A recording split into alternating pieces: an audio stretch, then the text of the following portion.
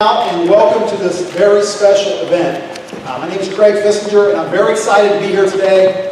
Yesterday, I asked my wife, I said, "Do you think anybody's going to show up for this?" And she said, "I don't know." And wow, look at this crowd. So very excited about that. And usually in this Rushi community, in this area, we get big crowds like this for one of two reasons.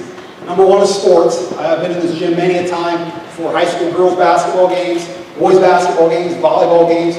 We've had a similar type of crowd, really in the neighboring gyms.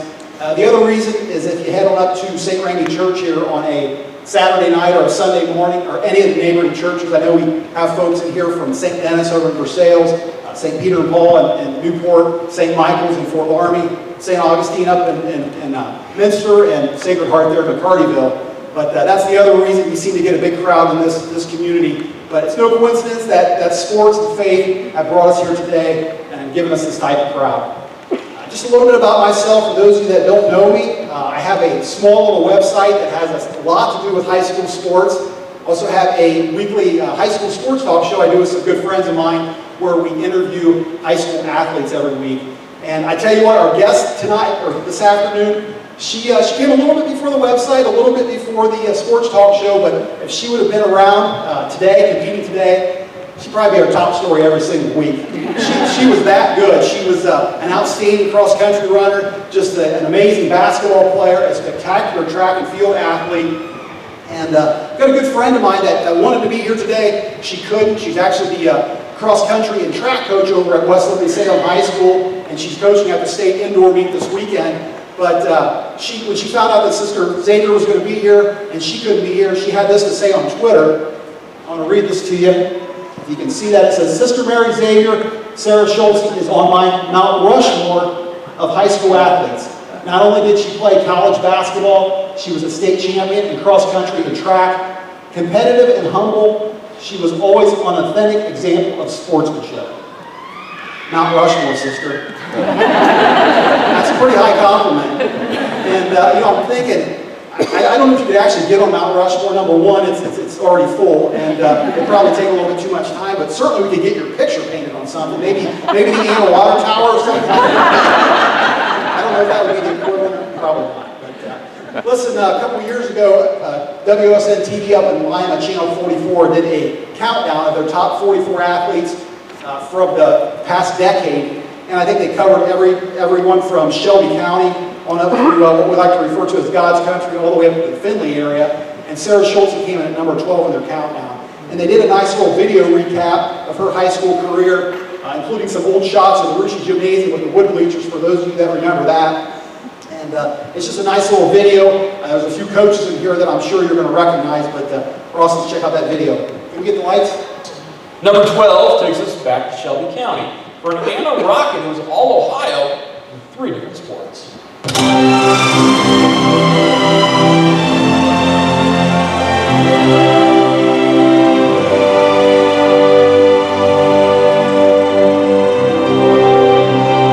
Sarah Schulze, Anna, class of 2007, cross-country, basketball, and track. In basketball, scored 1,569 points, third most in Anna history, and grabbed 880 rebounds, the second most for the Rockets. 3 times All-Ohio, twice first team and honorable mention in 2004, 2 times Shelby County Athletic League Player of the Year, 3 times first team All-League. In addition to her prowess on the court, Schulze was a star runner. In cross-country, 4 times All-Ohio, placing second as a freshman, first as a sophomore, fourth as a junior, and second as a senior, 4 times the Shelby County League champion, and holds the school record in cross-country.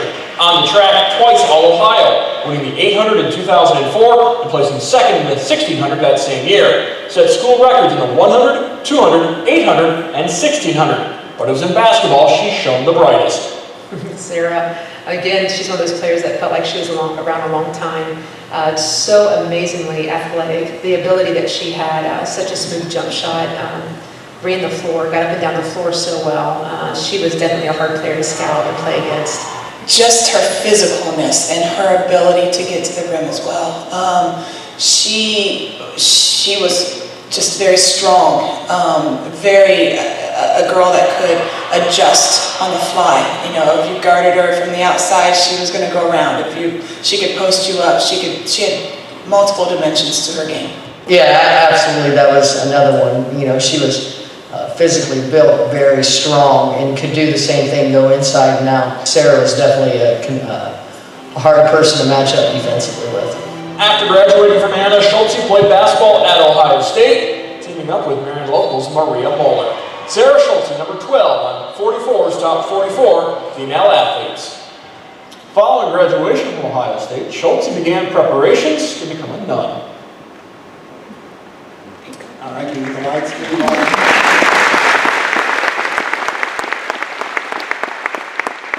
That was a nice little video recap of her career, getting a high school career from WOSN TV. I'd like to briefly tell you my recollection of Sarah when she was competing. As you heard in the video, this will probably coincide a little bit with what she's going to talk about here in just a second, but graduated from 2007 from Anna High School. So I was in my mid-30s then, but followed the sports across country, girls basketball and track and field very closely. You know, back then in cross country, there was always kind of 3 teams in the area that was the teams to watch, really in the state, and that was Fort Laramie, Versailles, and Minster, maybe not necessarily in that order, but there was always one individual from the area to watch, and in the state as well, and that was Sarah Schulze. I think there were a couple exceptions. I think your freshman year, there was a pretty good individual over in Minster by the name of Sonny Olding that graduated that year, went on to a nice career. And then your senior year, your Anna team was very good, went to state that year. But you heard in the video there, finished first, second twice, and fourth, which is awesome. And in cross country, it's so hard to do that for 4 years, and she was able to do that. Went on to play basketball. One little note in that video, you heard her mention a teammate of hers at Ohio State, Maria Moeller. Maria was actually a 3-time MAC Player of the Year, which you know how hard it is to do that in that conference. But Maria was a year older than Sarah in school, and I believe your senior year, you played Marion local. Actually got beat in that game, 59-55. But of those 55 points, Sarah had 33 of those. So doing that against a 3-time MAC Player of the Year, their team, pretty neat side note there. And then her senior year went on to 20-0 in the regular season, finished 24-1, I think, got beat in their regional final, I think it was. But still an outstanding basketball career. And then in track and field, you heard the video, all the school records she set from the 100 on up to the 1600. And for those of you that don't follow track, let me explain something. You've got sprinters that set school records, you've got what you call middle distance people that set school records, kids that set school records, and distance girls that set school records. They're not the same people, but at Anna High School they were. So just to do something like that is so rare. And so she has this awesome high school career, goes on to Ohio State University, plays basketball over there. And someone asked me the other week, they're like, I don't remember, did she play at all? I don't remember what her career was like there. Well, let me tell you, her freshman year, I believe, came off the bench and played in 17 games. Sophomore year, comes off the bench and plays in all 35 games. Junior year, starts all 35 games. And then her senior year, I think, just started 17 games, had a pretty serious knee injury that kind of hampered her career a little bit. But scored 485 career points, 3 Big Ten championships, 4 NCAA appearances, 2 Sweet 16s. Not too shabby, not too shabby. So I followed that part of her career, but then I also heard, okay, she's going to study comparative religious studies, I believe is the name of her major. She wanted to be a missionary, I read about. I'm thinking, okay, yeah, that's just something you do while you're playing basketball. And certainly once she graduates, she's going to go on, maybe, who knows, play overseas, maybe become a coach. She's that good of a basketball player, that intelligent of a person. And I think we all kind of know how this story ends. But one reason I'm excited to be here today, one thing I really want to find out is what was so big, what was so powerful that pulled you away from everything I knew you as an athlete to study to become a nun. So what we're going to do here in just a second, we're going to hear from Sarah. We're going to do a little question and answer for anyone that has any questions.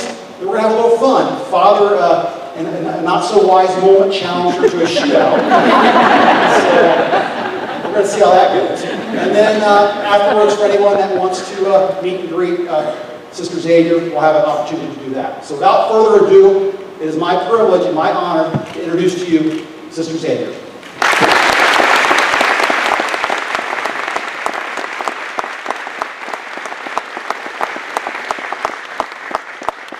Hello, everybody. I was not expecting this many people. speaking has never been my favorite thing to do, so I'm a little nervous, but that's okay. So as Franciscans, we greet everybody with the Lord give you peace. So I'd like to officially greet you all, the Lord give you peace. So today I'm going to tell you a story of my life, my vocation story. So it's just my love story with Jesus. So normally people, if they would give a name to my story, they would probably call it From the Court to the Convent. But I have a different story to tell you. Yes, I go from the court to the convent, but it's a more personal story. And this quote from the Catechism, I think, is kind of like the underlying theme to my story. So, the desire for God is written in the human heart, because man is created by God and for God. And God never ceases to draw man to himself. Only in God will we find the truth and happiness he never stops searching for. So the title of my talk is From Frustration to Peace, which is, it's kind of funny because, I'm giving this vocation story to people actually in my story, which I've never done that before, so I feel a little vulnerable, which is okay. So I figured we could start at the beginning. There I am. I don't know how old I was, but pretty young. Still in diapers, but as you can tell, I was doing sprints on the beach from a very early age. But really, growing up, I was always playing sports. My older brother, James, he's here in the crowd still with his two beautiful children. He was always playing sports and wanted to be just like my older brother. He didn't want me to be just like him. But either way, I was going to play all the sports that he played and do everything that he did. So I played sports from a very early age. My family was, Catholic, coming from this area. Many are Catholic. And for the most part, our faith revolved around Sunday Mass. It wasn't too involved outside of Mass. We would pray before meals, and that was pretty much it as far as praying together. But my family instilled in me just the absolute necessity of going to Mass, and I always knew that there was something very special about Mass, even though I wouldn't be able to articulate anything about that. So by the time I got to high school, and notice where this picture was taken. Yeah. So by the time I got to high school, my life pretty much just revolved around sports. I didn't really pray to God other than before games so that I would win. So really, my life revolved around sports and around me. I wasn't really the kindest of people. Sometimes I was nice in the game so that the refs would like me. But I wasn't really that kind outside of sports. And for multiple reasons, obviously I'm responsible for what I've done, but growing up, it was interesting. Normally kids aren't picked to play sports because they're not very good. Well, I was never allowed to play because my team always won. So for me, it was the good things about me would get rejected. And then that made me just seek attention in other ways, and sometimes I wasn't the nicest of person. And so whenever I was in high school, my sophomore year, I tore my ACL, and it was a very interesting thing that happened. And my mother, she was interviewed at one point whenever I was in college, and she said that it was this time that I actually got a break and was able to think about my life. And I wouldn't have said that at the time. I was just I want to get back to sports, But I tore my ACL in December, and I was confirmed in February. And whenever I was confirmed, I knew two things: that I was going to get a bunch of oil smeared on my face, and I shouldn't wipe it off right away. That was about the extent. Of what I knew about confirmation. Well, praise God that the sacraments work, whether or not we are aware of the awesome power within them. And I believe it was my ACL tear that really opened my heart to receive the grace of God. So one night, this is my grandmother. Her name is Marlene. She was my best friend ever. So oops, there's my shadow. So whenever I was a sophomore, shortly after I was confirmed, I was laying in bed one night and I was thinking about my grandmother. And I knew that my grandmother was in heaven because she died whenever I was 7 years old. And it was probably the worst thing that ever happened to me in my life. And I remember as a 7-year-old, after my grandmother died, just noticing that there was something different inside of me, something broke, like I was dead inside. But as I was laying there as a sophomore in bed, and I was thinking about my grandma, I just knew that my grandmother could see my life, and that my grandmother would be disappointed in me. And so I just thought, okay, well, for my grandma, I'm going to change. So I wasn't really thinking about God, like, at all. I was thinking about my grandma.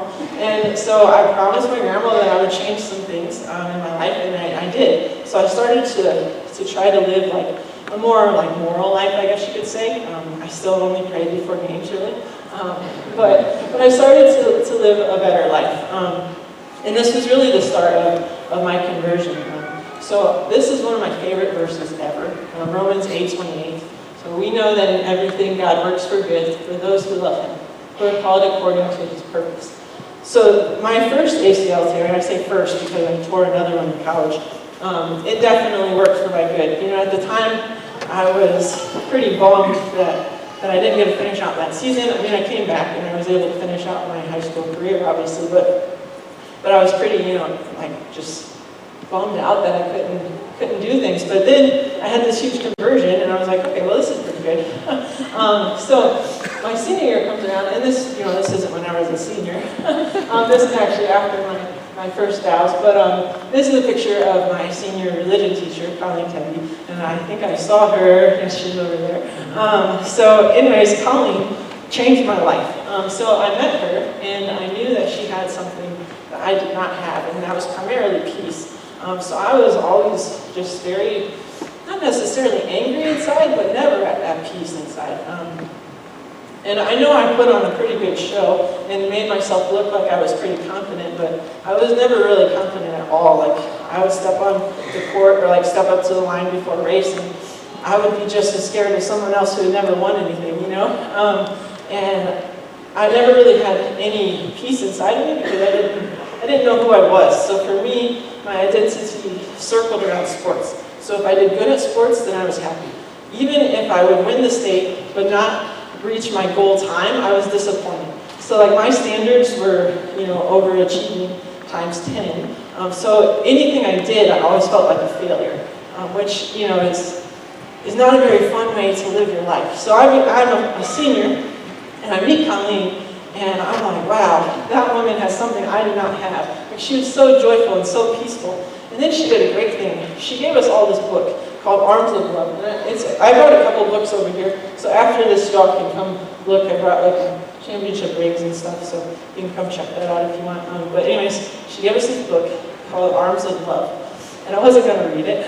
But everyone else was reading it, and they thought it was pretty cool, so I thought, well, I'm not going to miss out. So I started reading it too. And the people in this story are just these ordinary people in Canada trying to live a holy life. And I was like, well, if they can do it, I can do it. So my competitive nature kicked in once again. And then I started trying to be holy, but I had no idea what that actually meant. So I just like started praying rosaries and litanies, you know, just like all these set prayers that was the only way that I knew how to pray. So I just started to do what I could, you know. And around this same time, I became really good friends with a Methodist. Now, I knew that since I was Catholic, it must be true, right? Because I was Catholic. I wouldn't be wrong. So I decided that I would start to try to convert her, right? Obviously, every good Catholic should try to do that. So I started trying to convert her, but I learned very quickly that we can't give what we don't have. And I had no idea about my faith, even though I had been taught in CCD, you know, I was like clueless. So she would ask me all these questions, I was like, I'll get back to you. So I would go like look up all these things so that I could win these arguments that I would have with my friend. And then eventually I learned that like our Catholic faith is amazing. And I just fell in love with everything that I was learning. And it just really, it really just kind of snowballed. And it all had to do with me winning arguments. So my competitive nature kicked in again. So then I go off to Ohio State. Now don't let these pictures fool you, because for the first year, I pretty much just sat on the bench. I know that he said I played 17 games, but that was like 2 minutes at the end of the game. You know the bench people that get in, it's like, oh, just put him in. You know, so yeah, that was really frustrating for me. So I had went to Ohio State, you know, thinking, I'm gonna break all the records, and they're gonna build a big statue right out. Well, it didn't quite happen. It's okay, I don't need a statue. Maybe a water tower, but... So, as I went there, you know, it's hard to adjust to college anyways, let alone playing college basketball. So, it was quite a life change, I guess you could say. But praise God, because He puts people in our lives that you know, help us and transform us. And so I was, you know, trying to convert my friend. So I was reading and listening to these tapes on talk and stuff. I had started going to daily mass. I don't really know why. Obviously it was God, but I don't really know like what like convinced me to start going. But one day I was walking to mass, and I was listening to this talk on tape. It's called The 7 Secrets of the Eucharist. It's like the most amazing talk/book. The book's over here awesome. And it's called Secrets, but it's things that every Catholic should know. I had no idea. But it's like these typical things. So the first chapter, I just took this out of the book, it's just titled The Eucharist is Alive. I was like, what? Like, I had no idea that was really actually Jesus, and that He was coming to me whenever I received Him in the Eucharist. And it just like blew my mind. So I'm listening to this talk, and it's saying things like, it's a real person that you receive, and He comes to you with all of heaven. And I was like, all of heaven? So I was, you know, pretty blown away. So I go to Mass right after this, and I still can picture that Mass. Like I can picture the elevation, and I can picture where I was sitting in that chapel, like all of it. And my life just totally was transformed at that moment because the Mass became real. And I knew that I was in heaven. And so after that, I started to go to Mass more and more. And one of my friends actually took me to adoration for the first time. Now, I don't know if I actually hadn't ever seen a monstrance before that, but if I had seen a monstrance, I was not really paying attention. So I go to adoration with my friend, and I thought, okay, we'll be there for like maybe time enough to pray a rosary. Well, 3 rosaries later, we're still there. I'm like, what the heck are we doing? So I had no concept of a holy hour, so now I know. But I became addicted to adoration. I will admit it, I'm addicted to adoration. So there's this cool thing that John Paul II talks about. He says it's radiation therapy for the soul. And I experienced in college like what that means, right? So in radiation therapy, it's like, well, I'm not a nurse, nor should I ever be, but it's like, you know, the radiation is killing all the bad things inside of you. Well, radiation therapy for the soul is just the Lord's love, like pouring over you and getting rid of all those things inside of you that shouldn't be there, right? So I, you know, provoked by my frustration with basketball, would go to adoration like all the time, and I just started going more and more. Sometimes I go like for 4 hours a day. I don't really know how I had time to play basketball, do my schoolwork, take 6-hour naps, and go to adoration. My teammates would be like, that's not a nap, that's a sleep. But anyways, I enjoyed it. So around the same time, I read a book called Come Be My Light. And it's the personal writings of Mother Teresa. Now, if you've never read it or don't know much about Mother Teresa, please read it. I also have a copy of that up here, so you can check it out, like take a picture with your smartphone. I could write it down and post it for you. But so anyways, it is her personal writings. And after I read that book, I knew I was supposed to be a sister. I think at this time, I was just like, wow, she is so cool. Like, I want to be just like her. You know, like, how you watch Michael Jordan, you're like, I want to shoot like that. Well, I read that book and I'm like, I want to be like that. You know, so I just knew inside of me that I was going to be a sister, and I wanted to be a missionary, just travel the world and just like light the world on fire, you know. That didn't quite happen, but that's okay. So this church, and it doesn't look as beautiful in this, but it's probably the most beautiful church I've ever been in. And it's in Chicago. So I went to Chicago with some of my friends just for a weekend trip.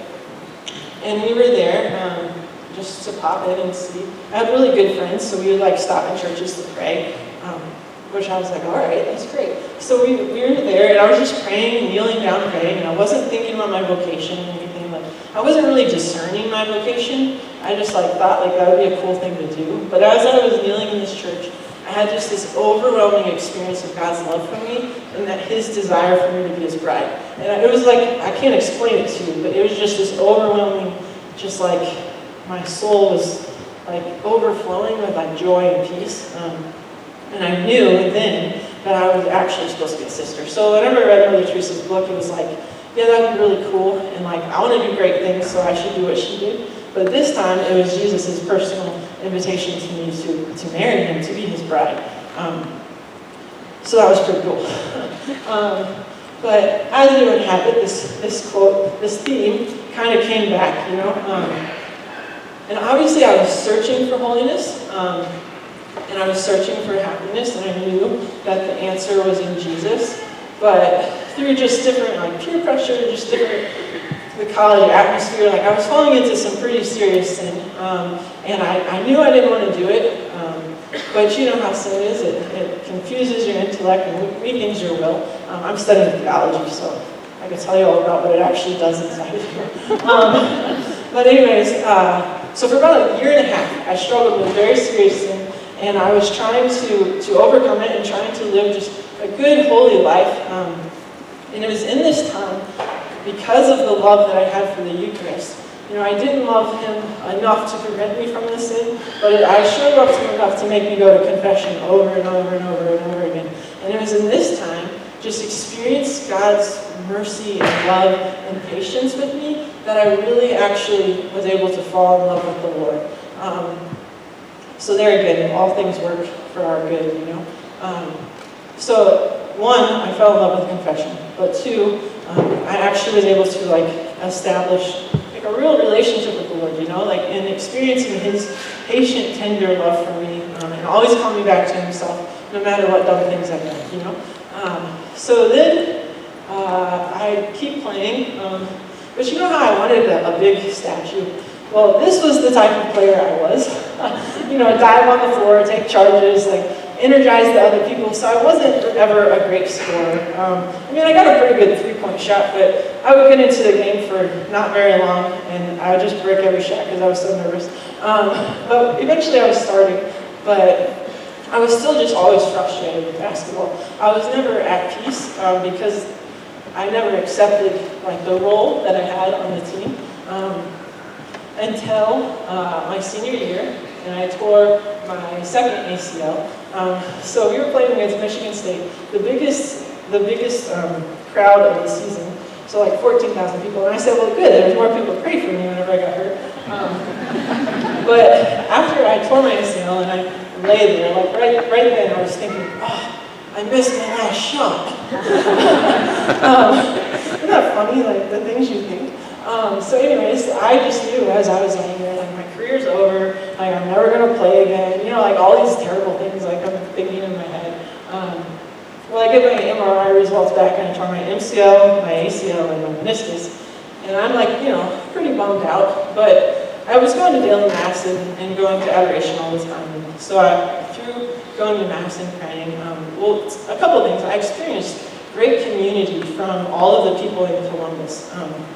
Like the Catholic community, like I'd be going to mass and like after mass, like people would come up and like, Sarah, we're praying for you. I'm like, wow, thank you. I don't even know you. You know, like it was just a really cool experience of support, like from my teammates, from my coaches, from my family, and from all the people in Columbus. But I realized that this was my chance to show that what I believed, I actually believed. So I had been saying all along that basketball is not the most important thing, like you find your happiness in Jesus, and then I tear my ACL and I'm like, So I told Jesus, I'm like, okay, Jesus, like whatever you want, I surrender my career to you, like I surrender whatever you want.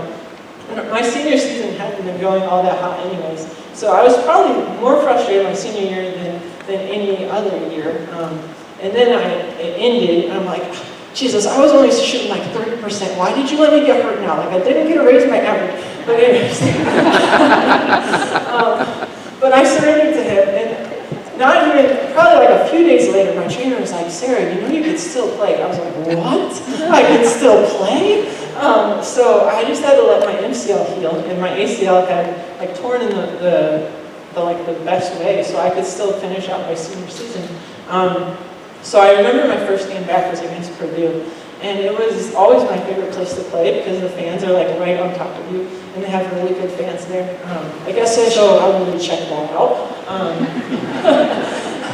I know, right? It's a little hard in here. Okay, yeah, there's that quote again. All things work for our good. But anyways, I went to St. Louis, and these are my roommates from my volunteer year.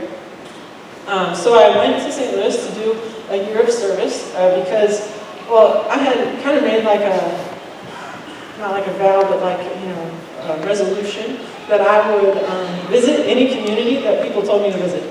So I started off by visiting the Dominicans in Ann Arbor, and they're a really great community. But whenever I went there, I knew two things: that I should never be Dominican, and that I should go to St. Louis and do a year of service. So I went, and these are the lovely ladies that I worked with. And pretty soon after having went there to work, I went to this beautiful church. It's actually called St. Francis Xavier Church, which is kind of cool because that's what I'm named after. So I was kneeling there praying after I received our Lord in communion, and I had the same experience that I had had in Chicago, except like 10 times stronger. So here I am with these three people that I don't know at all, and I start bawling after communion. I'm like, oh man, they think I'm nuts. But afterwards I told them like what had happened. So it was here in St. Francis Xavier Church that the Lord really proposed to me, and I said yes. So then I was like, okay, Jesus, like where do you want me to be? So I was reading this book, and it's called He Leadeth Me. It's by Walter Schulze. He's a priest who lived and served in communist Russia. And I was reading this book while I was a volunteer, and I'm trying to discern where I'm supposed to be, and I don't know where I'm supposed to be. And that can be frustrating. That's kind of my theme. But after reading this book, I realized like it doesn't matter if I know right now. Like the Lord will tell me when I'm supposed to know. And Walter Schulze, what he did was he focused on living the ordinary moment in an extraordinary way. Just like Mother Teresa too, or Saint Therese of Lisieux, like all the great saints really. So I'm like, okay, well I can do that. Like I can live this ordinary moment in an extraordinary way. So I started trying to do that. So here's one of the girls that I worked with in St. Louis. So I worked at a Catholic school with all black children and mostly black staff, and I loved it. It was so much fun. I was just the opposite, so I got to be like the big sister, or like, how the grandparents like spoil the kids? I was like that for all the kids in the school. So I got to like go in and like substitute teach, and I just like got to like hang out with the children sometimes when their teachers like needed a break because they were crazy. It was so much fun. But while I was here, I like learned how to pray. And I learned how to allow the Lord to just take over my ordinary life. And actually, one just kind of cool experience, I was cutting out things for the first graders. And I remember I was sitting at my little desk in the office, and I like started to almost cry. And I was like, oh my gosh. But I had this like bubbling up experience of joy because I knew that it was the Lord cutting these things through me. And I can't really explain it past that, but it was just an experience of like, I am with Him right now, and it doesn't matter if I know where I'm supposed to be or what I'm supposed to do. Like, I know that He loves me right now, and that's enough. So I also knew though that I should be searching for communities because I was supposed to be a sister and I didn't know where I was supposed to be. So I went to this priest next door, and he, came up to me one day after Mass, and he was like, have you ever thought of a religious vocation? I said, yes, Father, I have. You want to help me? It just so happens that he was my community's chaplain for 17 years in our nursing home in St. Louis. He said, well, you should go visit these sisters in Alton. Now, remember, I had said I would visit any community that people told me to. So I said, okay, I'll go. So I went. And when I was there, I just kept thinking, man, this would be a great place for my best friend. So I just thought it was really cool. I always got the sister high whenever I was around sisters. Like I would be like on the top of the world, and I just thought it was like the coolest thing. Like, I love the habits, and I just like, this is just so cool, So whenever I was with our sisters, I thought the same thing. But then I got home, and we lived in an old convent during our volunteer year, so we actually had the great blessing of having the Blessed Sacrament in our house, because we had a chapel there.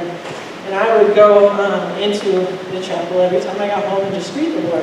So literally, the second I knelt down to say hi to Jesus, I was like, are you serious? Because I just knew that this was where I was supposed to be. I was supposed to be a sister of St. Francis and a martyr of St. George. And I was like, okay, but I have volunteered for a year, so I don't have to worry about this. It was maybe my only bit of fighting my vocation, because I kind of put it on the back burner.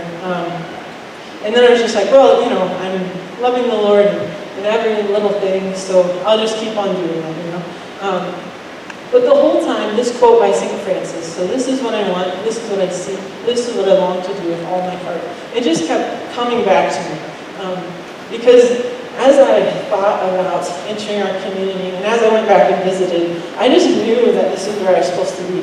And I kid you not, the joy and the peace are something that I've never even experienced since, because it was just like this overwhelming just knowledge that I was doing what the Lord wanted me to do. And there was just this peace and this joy that was almost tangible at times. Like it was just this overwhelming just joy that He is calling me to be His bride, and that I had found where that was supposed to be. So I entered, and you do what is called a postulate in Europe. So there I am in my potato sack. So you get a nice, very nice haircut, and a great jumper, and a blouse that would wear backwards for a year. So I call it the year of humility. But it was a great year, it really was. But, you know, it's hard because you just left your family and your friends and everything you know, and then you enter a convent with all these new people and just all these new experiences, but it was so great, and there's still just a lot of peace and a lot of joy. So after that, you become a novice. So here we are, all of the novices. There's Sister Jim, I was a novice too. And there I am making my first vows. So after 2 years of being a novice, you become temporary professed or a junior professed. So there are all of our juniors, well at the time, some of them have now made final vows. So it's about 3 to 7 years of being a junior professed.